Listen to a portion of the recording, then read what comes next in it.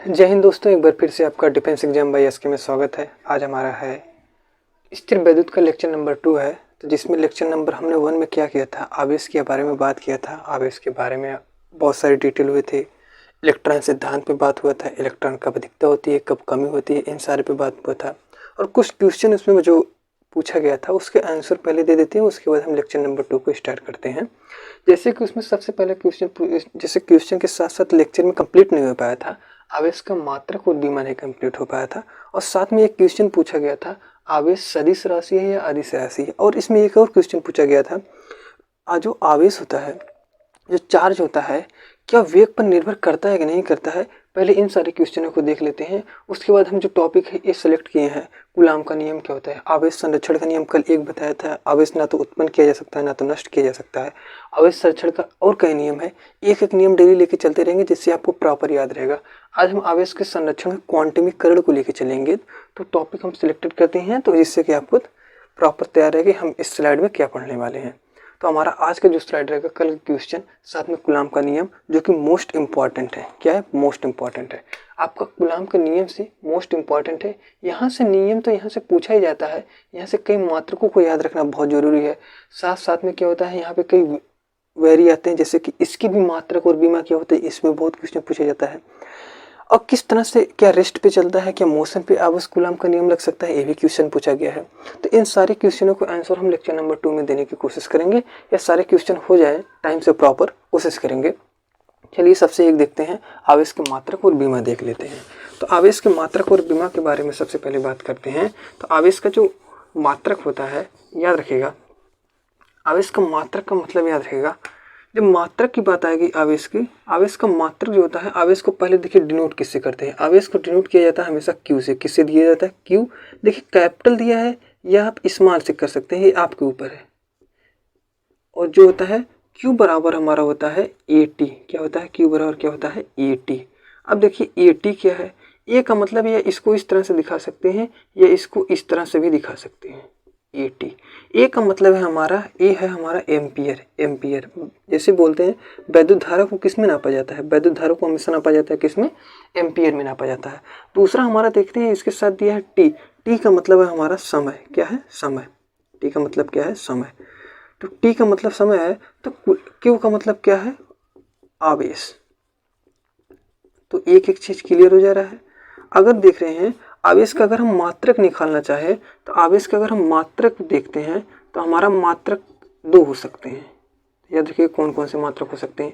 एक मात्रक हमारा हो सकता है कि आवेश के देखते हैं एम्पियर प्रति सेकंड हो सकता है। क्या हो सकता है? एम्पियर प्रति सेकंड। एम्पियर प्रति नहीं, एम्पियर सेकंड हो सकता है। एम्पियर सेकंड हो सकता है, पहला मात्रक हो सकता है। दूसरा मात्रक होता है, आवेश का मात्रक होता है कूलाम। कैसा मात्रक होता है? आवेश का मात्रक क्या होता है? कूलाम। वही कूलाम, जो कूलाम का नियम है वही कूलाम का आवेश का मात्रक हो जाता है। ठीक। तो आवेश के एक मात्रक होते हैं एम्पियर सेकंड और एक होता है कूलाम। इसको देखिए समझिएगा, क्योंकि कभी कभी बुक में क्या लिखा है, बुक में लिखा है एक कूलाम बराबर जो होता है 1 एम्पियर सेकंड बराबर होता है। एक कूलाम एम्पियर प्रति सेकंड। एम्पियर प्रतीक है और ये सेकंड का मतलब होता है टाइम से लिया गया है। अगर प्रतीक को दिखाना है तो एस से दिखा दीजिएगा और एम्पियर को दिखाना है तो ए से दिखा ही दिया गया है। तो याद रखिएगा एक कूलाम बराबर क्या होता है? 1 एम्पियर सेकंड के बराबर होता है। इसलिए जो होता है आवेश का मात्रक होता है, एक एम्पियर सेकंड भी होता है और एक क्या होता है? कूलाम के बराबर होता है। ये पता चल गया। अगर इसकी बीमा को देखना है तो ये जो रूप लिखा गया है ये इसकी बीमा है। क्या लिखा गया है? एक ये है इसकी बीमा है। बीमा को हमेशा कैपिटल लेटर में लिखा जाता है और एक बड़े कोष्टक में क्या किया जाता है? उसको बंद किया जाता है। हमेशा देख रहे हैं कैपिटल लेटर में लिखा गया है और बड़े कोष्टक के अंदर बंद किया गया है। इस रूप को लिखने को बोलते हैं कि इसको बोलते हैं इसका बीमा रूप लिखा गया है। और एक चीज याद रखिएगा, आपका 12th का जब भी फर्स्ट पार्ट चलता है उसके साथ जो ये मात्रक, बीमा और सदिश, अदिश, ये हर चैप्टर के साथ रिलेट करते हुए चलेंगे। अलग से इसका चैप्टर भी है, अलग से चैप्टर 11 में है, लेकिन क्या होता है ये 12 से रिलेट करते हैं हर टॉपिक को, क्योंकि हर टॉपिक से पहले आवेश का मात्रक क्या होगा। अभी आपको पूछ लेगा कूलाम का मात्रक क्या होता है। कूलाम के अंदर और बहुत सारे टर्म आएंगे जिसमें बोलते हैं एप्सिलॉन 0 का मात्रक क्या होता है, बीमा क्या होता है। इन सारे क्वेश्चनों का आंसर यहाँ पे मिलते हैं। अब देखते हैं आवेश पे तो मात्रक और बीमा पता चल गया, मात्रक क्या होते हैं और बीमा क्या होते हैं। अब देखते हैं थोड़ा सा आवेश सदिश है कि अदिश है, इस क्वेश्चन पर डिस्कस करते हैं। उसके बाद हम डिस्कस करेंगे आवेश वेग पर निर्भर करता है कि नहीं करता है। आइए देखते हैं थोड़ा सा। तो सबसे पहले अगर देखते हैं थोड़ा सा इसको और एक तरीके से देख लेते हैं। अगर याद रहेगा फार्मूला वाले से अगर देखना है आपको तो थोड़ा से चैप्टर को रिलेट करना सीख जाइए, उसके बाद फार्मूले वाले पे आपको याद हो जाएगा। जैसे आप क्या होते हैं, वैद्युत धारा की परिभाषा देंगे तो आवेश उसके साथ निहित हो जाता है। जैसे आप वैद्युत आवेश की परिभाषा देंगे वैद्युत धारा की, तो बोलते हैं हमेशा आवेश प्रवाह की दर को क्या बोलते हैं, आवेश प्रवाह की दर को क्या बोलेंगे, आवेश प्रवाह की दर को, आवेश प्रवाह की दर को, आवेश प्रवाह की दर को वैद्युत धारा कहते हैं। क्या कहते हैं, वैद्युत धारा कहते हैं। अब देखिए ये तो हो गया आपका, ये तो आपका हो गया परिभाषा वाले रूप में। अगर इसी परिभाषा को मैथमेटिकल वाले रूप में लिखना है तो मैथमेटिकल वाले रूप में लिखते हैं। जहाँ पे दर शब्द आता है, दर का मतलब होता है बटे टी करना है। क्या करना है, बटे टी करना है। अब देखिए आवेश प्रवाह की दर को बोल रहा है। आवेश प्रवाह का मतलब आवेश को भी किससे दर्शाया गया था, आवेश को दर्शाया गया था क्यू से।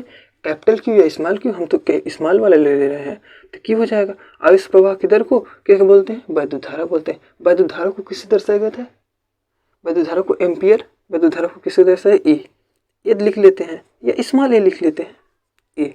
अब इसी चीज़ को अगर तोड़ेंगे, इसको इस साइड लेंगे, ए टी को क्या करेंगे, इस साइड लेके आएंगे तो हमारा Q बराबर हमारा हो जाएगा, क्या हो जाएगा, ए टी हो जाएगा।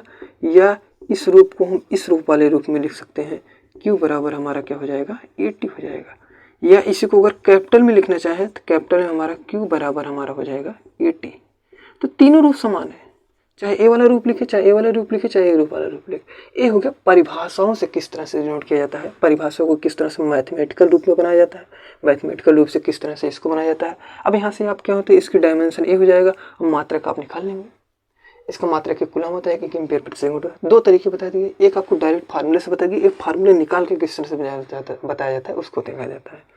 अब चलते हैं थोड़ा सदिश और अदिश पे बात कर लेते हैं, क्योंकि ये वेक्टर एनालिसिस पे बात हो जाता है। पहले देखिए सदिश और अदिश होता क्या है, उसके बाद हम टॉपिक को देखेंगे।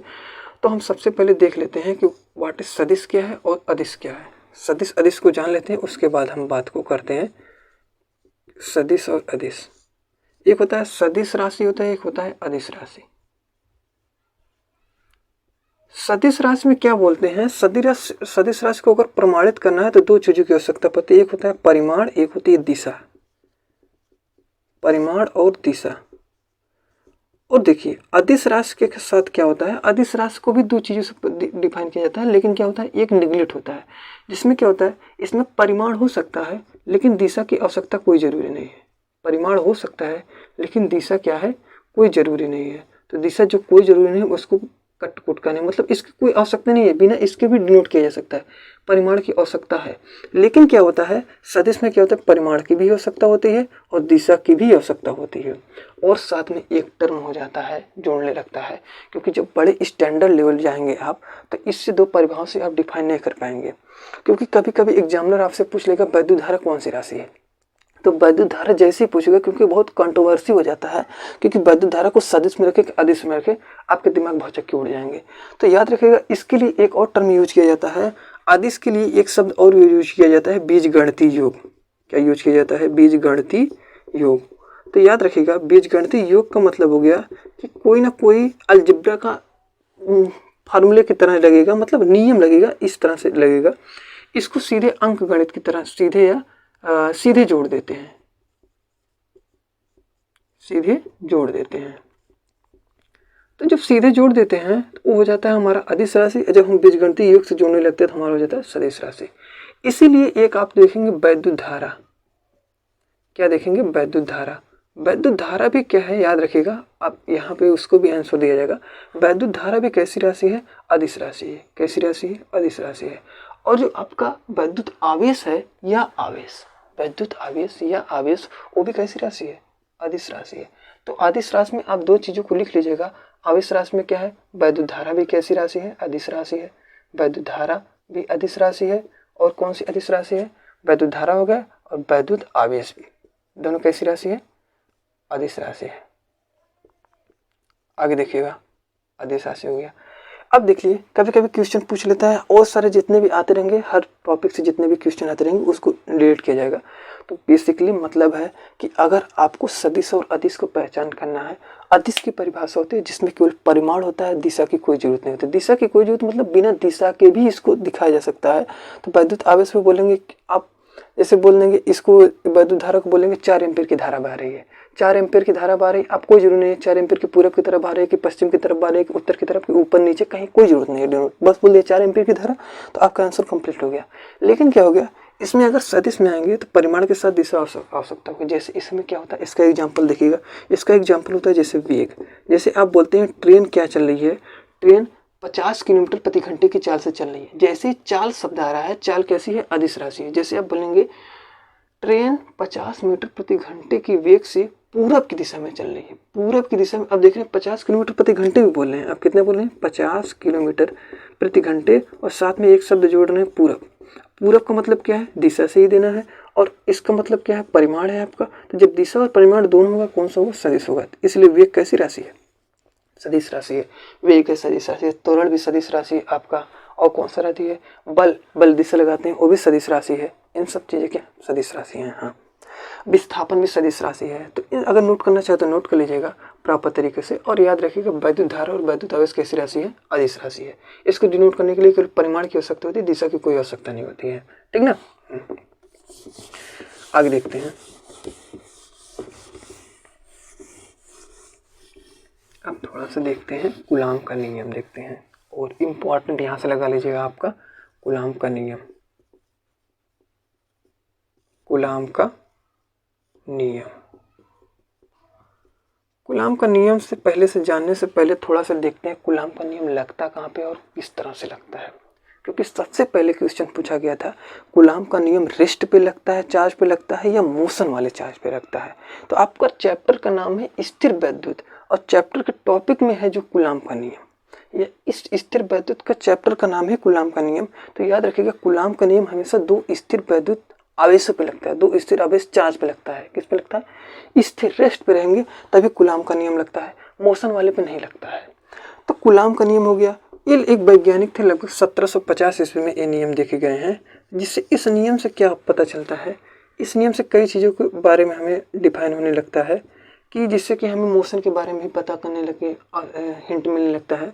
तो हम चले देखते हैं कूलाम का नियम क्या कहता है। कूलाम का नियम कहता है कि अगर मान लेते हैं दो आवेश हैं, एक आवेश मान लेते हैं Q1 A है, एक आवेश मान लेते हैं Q2 क्या है, A है आपका, दो आवेश है।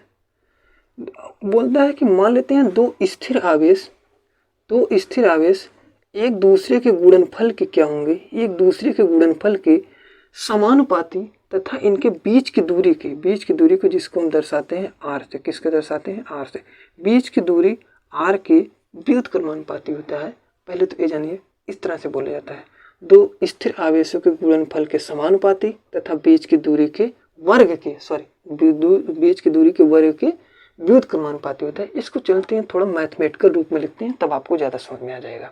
अब देखिएगा, ये भी याद रखिएगा, जब भी कूलाम का नियम लगेगा दो प्रतिकर्षण या आकर्षण दोनों हो सकते हैं। जैसे क्या होता है, जब सेम चार्ज रहेंगे, एक मान लेते हैं प्लस Q1 AB है और एक प्लस Q2 AB है, दो क्या है, दोनों सेम आवेश है। दोनों सेम आवेश है, आपको पता है सेम आवेश रहेंगे तो एक दूसरे को रिपेल करेंगे। रिपेल करने का मतलब एक दूसरे से दूर जाएंगे। जब दूर जाएंगे, और दूसरा यहाँ पे अगर एक प्लस Q1 है और दूसरा क्या आता है माइनस Q2 है, तो आप देखते हैं इसको क्या करेगा, अट्रैक्ट करेगा, तो इसकी दिशा ये हो जाएगी, तो इसकी दिशा ये हो जाएगी। मतलब क्या करेंगे, एक दूसरे को क्या करेंगे, अट्रैक्ट करेंगे, एक दूसरे को क्या करेंगे, पास आएंगे। तो जब विपरीत आवेश होते हैं एक दूसरे के पास आते हैं, जब समान आवेश होते हैं एक दूसरे के दूर चले जाते हैं। इसको याद करने का तरीका याद कर रखिएगा। देखते हैं दोस्त को देख कर कभी क्या होता है, कोई कहता है मन आता है पास आने का, दोस्त को देख के जब झल्लाहटी होती है तो क्या होते हैं, दूर चले जाते हैं। लेकिन आपके जेंडर विपरीत हो और दोस्त हो तो क्या हो जाएगा, अट्रैक्शन वाला भाव आता है।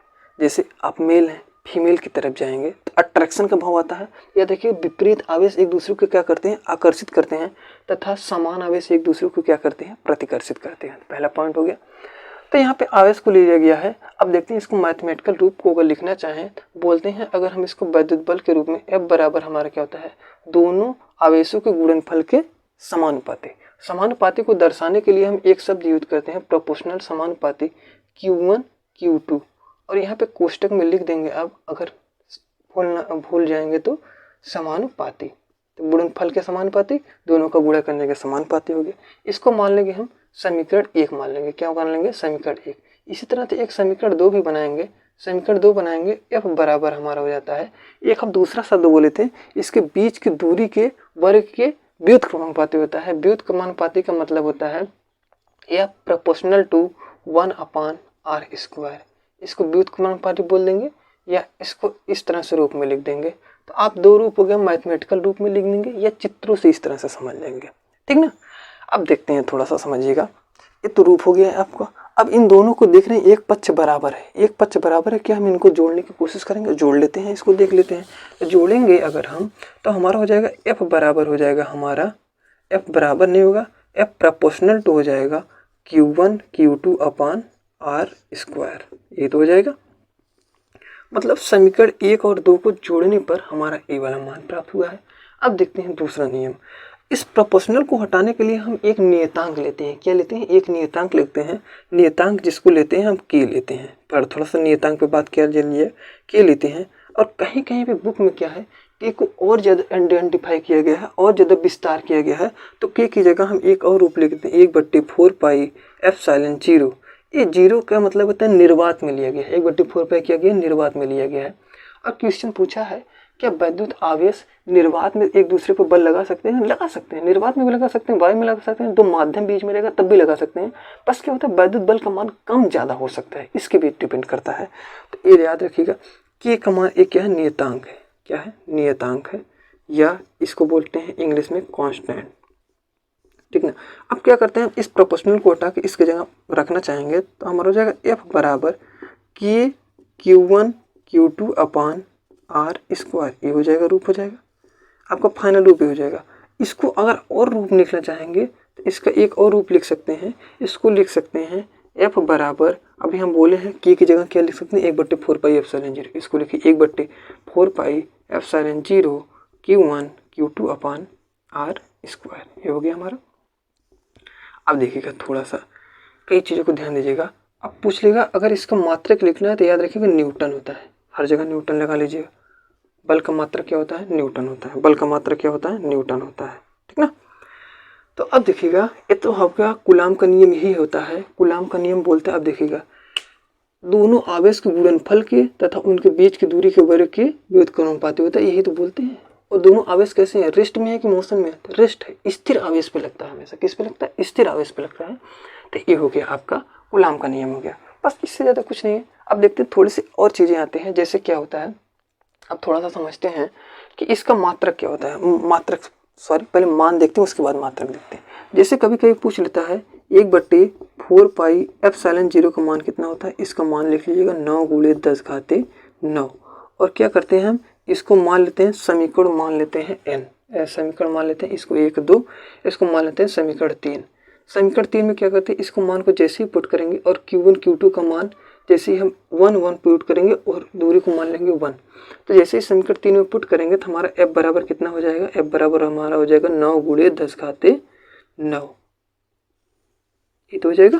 मात्रक याद रखिएगा इतना होता है, 9 × 10⁻9 होता है। इसके बीच में एक शब्द देख रहे हैं ε0, यहाँ पे देख रहे हैं ε0। कभी कभी ε0 का भी मान पूछ लेता है, तो ε0 का मान देख लेते हैं। तो हम थोड़ा सा यहाँ से मिटाते हैं, पहले इसको नोट कर लीजिए, उसके बाद ε0 पे बात करते हैं, ठीक ना। तो लिख लीजिएगा, नोट कर लीजिएगा। तो ε0 पे हम बात करेंगे, इन सब कुछ चीज़ों को एक प्रॉपर वे में कर लीजिएगा भाई, ठीक ना। हाँ,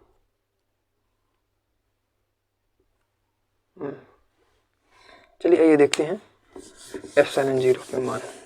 और यहाँ पे इसके मात्रक उत्तरक सब बता देते हैं, क्योंकि ये मात्रक और बीमा बहुत इंपॉर्टेंट है, ठीक ना। हाँ, मात्रक और बीमा मोस्ट इंपॉर्टेंट है। आइए देखते हैं, हमारा जो फाइनल आंसर निकला है वो क्या निकला है, 1/f बराबर क्या निकला है, 1/4πε0 Q1 Q2 अपान r²। ये तो निकला है। अब देखिएगा, इसका मान हमने आपको बता दिया है, 1/4πε0 का मान हमने कितना बताया, 1/4πε0 का मान बताया 9 × 10⁻9।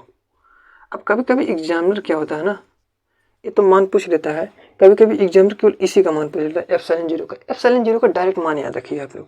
ε0 का डायरेक्ट मान जो होता है 8.85 × 10⁻9 -12 और इम्पॉर्टेंट है यहाँ पे इसका मात्रक, ठीक ना। मात्रक अभी हम निकालेंगे, उसके बाद यहाँ पे पुट कर दिया जाएगा। तो इतना पहले मान लिख लीजिएगा, एप्सिलॉन 0 का मान होता है 8.85 गुणे 10 कहते हैं -12। अब देखिए मात्रक किस तरह से निकलते हैं, मात्रक को निकालने का तरीका क्या होता है उसको थोड़ा सा स्टैंडर्ड तरीके से देखते हैं। अब देखते हैं पहले मात्रक क्या होता है, क्योंकि इसका मात्रक पूछा गया और बीमा भी पूछा गया है, हर चीज़ को भी बता दिया जाएगा। अब देखिएगा, अगर हमें एप्सिलॉन 0 का मात्रक निकालना है तो हमें क्या करना है, इसको यहाँ पे रोक के रखना है, मतलब जिस तरह से एफ का मान लिखना है इसको लिखना है। हम क्या करते हैं, ए वाले पूरे टर्म के क्या करते हैं, इसके साथ हम क्या करते हैं, गुणा और भाग करने की कोशिश करते हैं। जैसे देखते हैं एफ के साथ ए क्या हो जाएगा, भाग में हो जाएगा गुणा में, तो हमारा एफ आर स्क्वायर इतना हो जाएगा, एफ आर स्क्वायर हो जाएगा, और इसका भाग हो जाएगा Q1 Q2 इतना हो जाएगा, बराबर हो जाएगा 1/4 पाई एप्सिलॉन 0 हो जाएगा। अब क्या करते हैं, पूरे टर्म को बदल देते हैं। पूरे टर्म को बदलने का मतलब पलट देते हैं, पलटते हैं, देखते हैं पलटते हैं क्या आता है। तो पलटने के बाद अगर हम देखते हैं आने का तरीका, तो हमारा हो जाएगा 4 पाई एप्सिलॉन 0 बराबर हमारा हो जाएगा Q1 Q2 upon F R square. इसका मतलब समझ में आ गया। अब देखिए, अभी हम इसको बताएं आपको, Q का मतलब क्या है, आवेश। आवेश का भी मात्रक हमने आपको बताया, आवेश का मात्रक क्या होता है, कूलाम। आवेश का मात्रक क्या होता है, कूलाम। एक कूलाम हो जाएगा, कूलाम स्क्वायर हो जाएगा। अब देखिए कूलाम स्क्वायर, एफ का भी मात्रक हम बताए हैं न्यूटन, एफ का मात्रक क्या होता है, coulomb square newton metre square हो जाएगा। तो इसका मात्रक अगर लिखना है तो कूलाम स्क्वायर प्रति न्यूटन मीटर स्क्वायर, ये तो हो जाएगा, ये तो हो जाएगा मात्रक की जगह। तो याद रखिएगा एप्सिलॉन 0 का जो मात्रक है और मान दोनों याद रखिएगा, इंपॉर्टेंट है। डायरेक्ट कभी पुट करने को नहीं पूछेगा, डायरेक्ट पुट करना हुआ तो हम 1/4 पाई एप्सिलॉन 0 का पुट करेंगे। अब आपका दिमाग में एक आ सकता है कि 4 पाई एप्सिलॉन 0 का भी कोई मात्रक हो सकता है कि नहीं। तो एक चीज़ याद रखिएगा, एंगल जो होते हैं ना, एंगल की कोई डायमेंशन नहीं होती है, एंगल की कोई बीमा नहीं होती है। तो याद रखिएगा एंगल की बीमा नहीं होती है, लेकिन एंगल का मात्रक हो सकते हैं। जैसे कोण को हम 2 प्रकार से डिनोट करते हैं, जब कोण होगा उसको हम रेडियन में, और जब ठोसी कोण होता है उसको हम किस में डिनोट करते हैं, स्टेरेडियन में कोड करते हैं। तो बीमा के 4 पाई एप्सिलॉन 0 या एंगल की कोई भी बीमा नहीं होती है, ये इंपॉर्टेंट याद रखिएगा।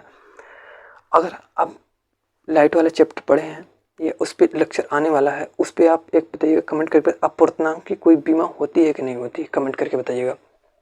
इतना समझ में आ गया प्रॉपर। अब थोड़ा सा चलते हैं कि हम क्या हर जगह क्या माने हैं, निर्वात माने हैं, 4 एप्सिलॉन 0 माने हैं। मान लेते हैं क्या हम किसी माध्यम में रख देते हैं, माध्यम का मतलब कोई पैरावैद्युतांक जिसको के माना गया है, कोई पैरावैद्युतांक के बीच रख देते हैं, तो क्या बल के ऊपर जो बल का मान है घटेगा या बढ़ेगा, किस तरह का बिहेव करेगा, उसको ऊपर कर देगा। मतलब किसी माध्यम में रखने पर, माध्यम को डिनोट करने के लिए हम एक शब्द यूज करेंगे एम, मीडियम, ठीक ना। तो आपका निर्वात के लिए ये वाला फार्मूला नोट कर लीजिएगा। अब हम किसी माध्यम में रखते हैं तो उसके लिए नोट करिएगा, ठीक है ना।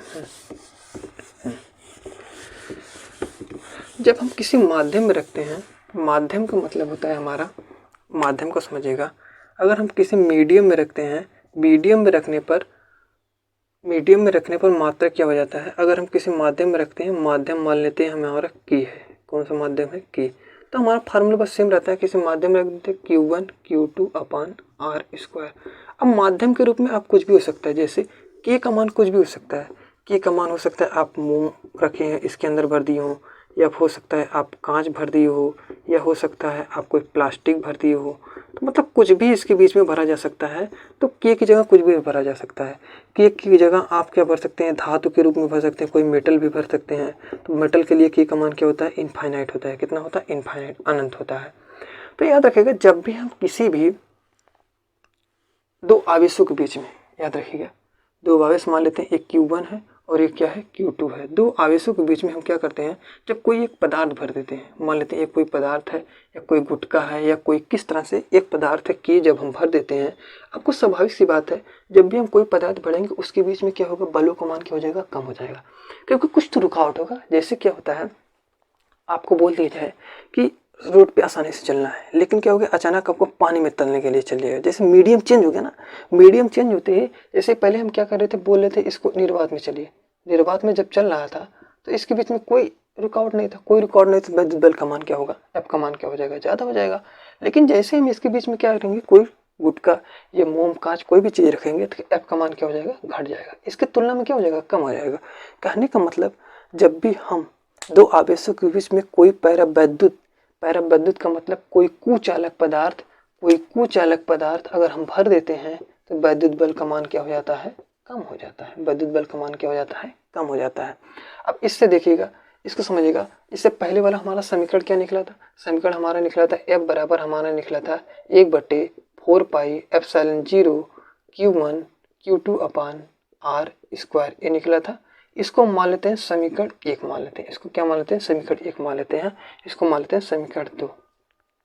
अब जैसे समीकरण 1 को समीकरण 2 से भाग देंगे तो हमारा जो रूप निकल के आता हो वो निकल के आता था F अपान Fm/K, या इसी को हम इस रूप में भी लिख सकते हैं, या इसको अगर रूप पे बदलना चाहे तो हम लिख सकते हैं F अपान K बराबर हमारा हो जाएगा Fm। अगर पैरावैद्युतांक कोई कुचालक पदार्थ भरेंगे, कुचालक पदार्थ भरने से मीडियम में क्या होता है, अपवर्तनांक का मान, बल का मान क्या हो जाता है, कम हो जाता है। इसीलिए बोलते हैं दो आवेशों के बीच में अगर कोई तीसरा पदार्थ, कोई कुचालक पदार्थ, मोम, कांच, प्लास्टिक, कोई भी चीज़ अगर भर देंगे तो हमारा क्या हो जाएगा, बल का मान क्या हो जाएगा, घट जाएगा। बल का मान घटने से बेसिकली मतलब होता है जो वैद्युत बल रेखाएं निकलती हैं। जैसे मान लेते हैं आपका आवेश यहाँ पे Q1 है और ये आवेश आपका Q2 है। मान लेते हैं यहाँ से वैद्युत बल आवेश कितने बल रेखाएं कितने निकल रही थी, 100 बल रेखाएं निकल रही थी, और यहाँ से भी 100 बल रेखाएं निकल रही थी। मान लें 100 बल रेखाएं यहाँ से निकल रही थी, यहाँ पे पहुँच रही थी, यहाँ से निकल रही थी, यहाँ पे पहुँच रही थी, ठीक है, कोई बात नहीं है। लेकिन क्या हम यहाँ पे कोई पदार्थ रख देते हैं, जैसे ही यहाँ से बल रेखाएं निकलेंगे कुछ तो बल रेखाएं रोक लेंगे, तो हो सकता है पहले जो 100 आ रहे थे हो सकता है यहाँ पे पहुँचे 90। जैसे ही कम हो गया वैद्युत बल रेखाओं कम का मतलब बल का मान क्या हो जाएगा, कम हो जाएगा, सीधी सी बात है।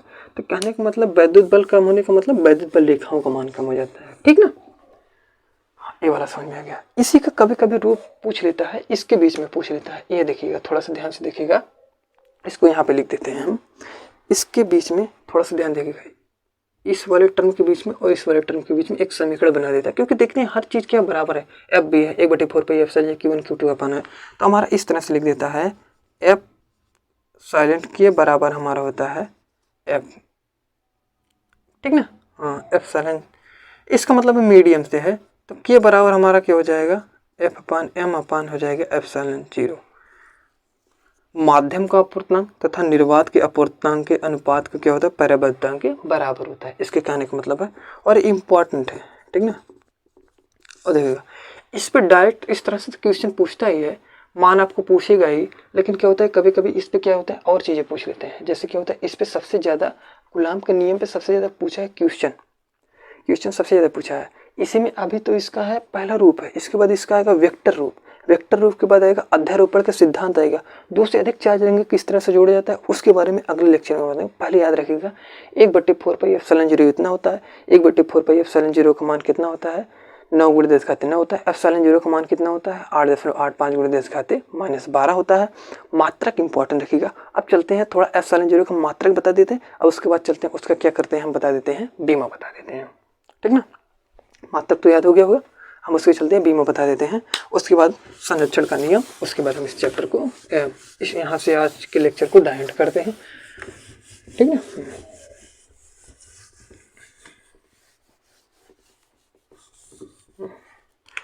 एप्सिलॉन 0 का जो भी हमारा मान निकला था, मान को एक बार और लिख लीजिएगा, 8.85 × 10⁻−12 क्या हमारा निकला था, कूलाम स्क्वायर प्रति न्यूटन मीटर स्क्वायर, यही तो निकला था। अब देखते हैं थोड़ा सा हम क्या करते हैं, रिवीजन के लिए हम कूलाम के नियम को भी लिख देते हैं, 1/4 पाई एप्सिलॉन 0 Q1 Q2 अपान R स्क्वायर, इतना हो गया हमारा। अब देखते हैं हमें क्या है, इसका मान निकालना है, तो हमें क्या करते हैं, जिसका निकालना रहता है ना उसको हम एक तरफ करने की कोशिश करते हैं, तो हमारा हो जाएगा F R² अपान Q1 Q2 अपान 1/4 पाई एप्सिलॉन 0 हो गया, इतना हो गया। जैसे हम इसको उल्टा करेंगे तो हमारा हो जाएगा 4 पाई एप्सिलॉन 0 अपान Q1 Q2 अपान R स्क्वायर, और F भी है। अब देखते हैं थोड़ा सा इस रूप को देखते हैं। अब हमने आपको ये बता दिया था, ये वाला 4 पाई का कोई मात्रक बीमा नहीं होती है, मात्रक होता है लेकिन बीमा नहीं होती है। अब तो हमारा एप्सिलॉन 0 बराबर तो ये मिल गया है, एप्सिलॉन 0 बराबर हमारे मिल गया है Q1 Q2 upon F R square, इतना हो गया। हम क्या करते हैं, इससे पहले आवेश का मात्रा की बीमा क्या निकालें, आवेश का मात्रा की बीमा क्या निकालें, बीमा निकालें थे इससे पहले ए टी। अब देख रहे हैं 2t है तो क्या करेंगे, स्क्वायर हो जाता है, स्क्वायर का मतलब ए का स्क्वायर हो जाएगा और टी का स्क्वायर हो जाएगा, हो गया इतना। अब दूसरा आगे देखते हैं। एफ की जो डायमेंशन होती है, एफ की डायमेंशन होती है M L T minus two. आप कहेंगे ये कैसे आ गया है, आगे बता दिया जाता है ये कैसे है। आर का मतलब होता है दूरी से, दूरी का मतलब लंबाई से लेना देना है, स्क्वायर मतलब लंबाई से, एल स्क्वायर हो गया, इतना हो गया। बात समझ में आ गया। पुट कैसे किया गया, इनपुटों को पुट कैसे किया गया। आवेश का मात्रा होता है, अगर आपको नहीं पता है तो यहाँ पर सब लिख लीजिएगा। क्यू का हम अभी इससे पहले करवाए थे ए टी। अब देख रहे हैं अगर क्यू क्यू है 2 है तो मतलब क्यू स्क्वायर हो जाएगा, तो यहाँ पे स्क्वायर का रूप लिया गया है। एफ बराबर जो हमारा होता है, एफ बराबर हमारा होता है, थोड़ा सा फार्मूला देखिएगा, एफ बराबर होता है एम में। आपको पता है द्रव्यमान को हमेशा किस में नापा जाता है, किलोग्राम को। अगर बीमा के रूप में लिख रहे हैं द्रव्यमान को एम रूप लिख लिया जाता है। और हमेशा डायमेंशन जो होती है, बीमा जो होती है, त्वरण की बीमा होती है एल टी माइनस टू होती है। जब वर्क पावर एनर्जी या फोर्स चैप्टर बताया जाएगा उसमें और डिटेल में बताया जाएगा किस तरह से निकाला जाता है। बस अभी बेसिकली इतना याद रखिएगा, जो पल की डायमेंशन होती है, बीमा होती है M L T minus two होती है। दूरी को हमेशा कैसे लंबाई में नापा जाता है, तो हमेशा आर बराबर क्या हो जाएगा, दूरी को हमेशा किस में नापा जाएगा, लंबाई में नापा जाएगा, तो एल स्क्वायर हो जाएगा। और लेकिन यहाँ पे क्या है, एल है, दूरी में आप पता है, स्क्वायर है तो स्क्वायर के रूप में आ जाता है। अब काटापीटी करते हैं, जो आएगा उसका आंसर हो जाएगा आपका। देखते हैं इस वाले टर्म को पूरा ऊपर लेके चले जाते हैं, थोड़ा सा लिख देते हैं हम। ऊपर क्या लिखा है, ए स्क्वायर टी स्क्वायर लिखा है। इस वाले टर्म को जैसे ही ऊपर ले जाएंगे, जो चीज़ें प्लस में रहेंगी घात वो क्या हो जाएगी, माइनस में हो जाएंगी, और जो माइनस में रहेंगे क्या हो जाएंगे, प्लस में हो जाएंगे। करते हैं, देखते हैं, थोड़ा सा नीचे सॉल्व कर लेते हैं। अगर ये 2 है और ये क्या है 3 है, इतना 3 हो जाएगा। ऊपर जाने पर क्या हो जाएगा, -3 हो जाएगा। तो m क्या हो जाएगा, पहले देखो m प्लस में है, ऊपर घात क्या प्लस में है तो -1 हो जाएगा। अब l देख रहे हैं यहाँ पे क्या होता है, 3 हो जाएगा। 3 जैसे ऊपर जाएगा माइनस में हो जाएगा, l हो जाएगा -3 हो जाएगा। ये देख रहे हैं t-2 है, t-2 तो ऊपर जाएगा +2 हो जाएगा, t+2 हो जाएगा। इतना समझ में आ गया। अब देखते हैं इसको काटिएगा, तो m को देख रहे हैं कोई नहीं है तो m लिख लीजिएगा, m -1 हो जाएगा। l तुम्हारा कितना है, l हो जाएगा, देखिए एक ये l है और l कहीं नहीं है तो l -3 हो जाएगा। और t देखिए कितना है, t यहाँ पे 2 है, 2 यहाँ पे है, t हो जाएगा आपका 4, t 4 हो जाएगा। और a कितना है, 8 हो जाएगा, 2 हो जाएगा। तो आपके डायमेंशन क्या होते हैं, m -1 l -3 t 4 a 2 हो जाएगा। तो हमारी यही डायमेंशन हो गई 4 पाई एप्सिलॉन 0 की डायमेंशन कितनी हो गई, यही हो गई डायमेंशन इसकी।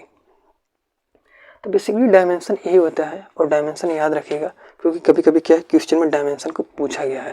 तो डायमेंशन में जब भी क्वेश्चन पूछा गया है तो आप हमेशा क्या करिए, क्वेश्चन को डायमेंशन याद रखिएगा। डायमेंशन याद करने का तरीका भी बहुत ईजी है। ऊपर मात्रा को मान को याद रखिएगा, -13 + 42, -13 + 42, शॉर्ट तरीका याद करने का तरीका है। और एक चीज़, यूपी बोर्ड में आपको ये पूरे तरीके प्रॉपर से याद होना चाहिए। अगर आप डिफेंस की तैयारी करते हैं, डिफेंस में क्या होता है, इतने तरीके और इतना टाइम नहीं होता कि आप मात्रक याद करें, उसको आप डायरेक्ट याद रखिए। तो इसलिए जब डिफेंस वाले होगा वो भाई ट्रिक याद करिएगा, -13 + 42 से याद रखिए, डायरेक्ट आपको आंसर मिल जाएगा। और क्रम याद रखिएगा, MLT होता है ये हमेशा, ठीक है। और आगे 2-4 लेक्चर के बाद कंप्लीट जैसे होगा हमारा कूलाम का चैप्टर के बाद, उसके बाद हम डायमेंशन पे ही पूरा चैप्टर लेके चले आएंगे, जिससे कि आपको बता देंगे डायमेंशन कैसे निकाला जाता है, मात्रा क्या होता है, किस तरह से पूरे चैप्टर को ही बता दिया जाएगा, जिससे आपको भूलने नहीं और सब कुछ प्रॉपर एकदम तैयार हो जाएगा। तो आइए देखते हैं, कूलाम का नियम इतना हो गया है। अब जो आपको बचा रहेगा वो कल को देखा जाएगा। अब थोड़ा सा देखते हैं संरक्षण का नियम देख लेते हैं, ठीक है।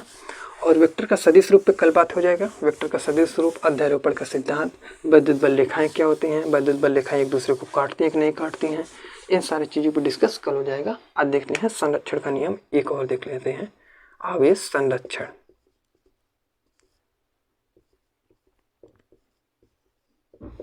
आवेश संरक्षण में हम इससे पहले आपको बताए थे, एक बताए थे आवेश को ना तो उत्पन्न किया जाता है ना तो नष्ट किया जाता है, एक बैंक वाला बताए थे, एक आपके मित्र वाले से एग्जाम्पल से बता दिया गया था। दूसरा होता है क्वांटमीकरण। क्वांटमीकरण का मतलब होता है, एक फार्मूला होता है Q बराबर होता है NE। जैसे क्या होता है कि हम अगर किसी पे आवेश ले रहे हैं, आवेश का मतलब होता है इलेक्ट्रॉन का लेना देना होता है। इलेक्ट्रॉन पे जो आवेश होता है, इलेक्ट्रॉन पे होता है 1.6 × 10⁻⁻19 कूलाम होता है। कितना होता है, 1.6 × 10⁻⁻19 कूलाम होता है। और इलेक्ट्रॉन माइनस में होता है। अब देखते हैं n का मतलब होता है number of electron. Number of क्या होता है? इलेक्ट्रॉन होता है। अब जैसे देखते हैं नंबर ऑफ इलेक्ट्रॉन होता है, नंबर ऑफ जैसे क्या होता है, कोई भी संख्या हो सकता है। n बराबर हमारा हो सकता है 1 2 3 4। लेकिन क्या होता है, क्वांटमीकरण का मतलब ये हमेशा कहते हैं कि कभी भी हम नंबर को क्या होता है n बराबर क्या, हम कभी हम 1/2 नहीं लिख सकते, कभी -1/2 नहीं लिख सकते। मतलब क्या, प्रॉपर एक पूर्ण गुणा संख्या होना चाहिए, पूर्ण गुणज होना चाहिए। माइनस प्लस में कुछ भी हो सकता है, पूर्ण गुणज होना चाहिए। -2 -3 -4 ये हो सकता है, 1 2 3 4 ये भी हो सकता है, लेकिन क्या हो -1/2। लेकिन इस तरह के रूप वाले नहीं हो सकते हैं। तो क्वांटमीकरण का मतलब कहता है आवेशों को स्थानांतरण हमेशा क्या होता है, एक पूर्ण गुणज संख्या के रूप में होता है। n बराबर 1 2 3 4 5 -1 -2 -3 -4 इस तरह से हो सकता है। कभी 1/2 या हाफ इस तरह के रूप में कभी भी आवेशों का क्वांटमीकरण नहीं हो सकता है। और ये फार्मूला बाबू याद रखिएगा, इंपॉर्टेंट। कल हो सकता है इस फार्मूले पे एक क्वेश्चन भी आ जाए। तो आज के लिए इतना ही रखते हैं। आपको क्लास कैसी लगी जरूर बताइएगा। हाँ, पहली बार चैनल पे आए तो सब्सक्राइब जरूर करिएगा। तो आज के लिए इतना ही। जय हिंद।